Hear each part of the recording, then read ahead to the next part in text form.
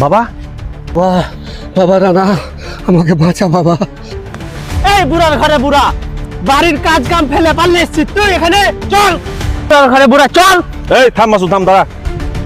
এই মাসুম, তুই বাবার সাথে এরকম খারাপ ব্যবহার করছিস কেন? শোনো, আমাদের বাপ ছেলের ভিতরে তুমি কথা বলতে আসছো না। বাবার সাথে এরকম ব্যবহার করছিস কেন? কি করেছে বাবা? আসলে বাবাকে ঠিক মতো ওষুধ খাওয়া হয়নি তো, তার জন্য এরকম পাগলামো ছাগলামো করছে। বাবাকে বাসায় যেয়ে ওষুধ খাওয়ালে ঠিক হয়ে যাবে। কিরে পেয়েছিস বুড়াকে? চল বাসায় নিয়ে চল বুড়াটাকে, তারপর দেখছি। পাবো না মানে? ওকে আমি দরিয়ে দরিয়ে ধরেছি। একবার বাসায় এখন চল, দিয়ে তখন দেখছি বুড়াটারে। এই তোরা দাঁড়া, বাবার হয়েছে কি? তোর বাবার সাথে এরকম করছিস কেন? কারণটা কি? এই তোকে বলেছি না, আমাদের বাপ ছেলের ভিতরে কোনো কথা বলতে আসবি না। বাবা পড়ে গেছিল, তার জন্য বাবাকে এরকম দেখাচ্ছে। না বাবা রানা, আমি পড়ে যাইনি বাবা।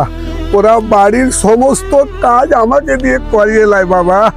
19-20 হতে গেলে আমার প্রতি অন্যায় অত্যাচার করে বাবা। শুন বাবা রানা, তোকে বাড়ি থেকে বের করার মূল কারণই হচ্ছে ওরা বাবা। ওদের সব পরিকল্পনা বাবা, ওরা পরিকল্পনা করে তোকে বাড়ি থেকে বের করিয়েছে বাবা।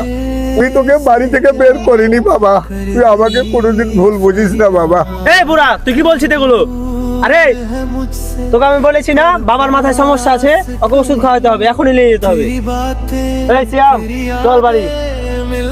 এই বুড়া, বেশি বাড়াবাড়ি করিস না, ঠিক মতন বাসায় চল, নাহলে তোর খবর আছে আজ। এই মাসুম, বাবার কলার থেকে হাত ছাড়, ছাড় কলার। দেখ রানা,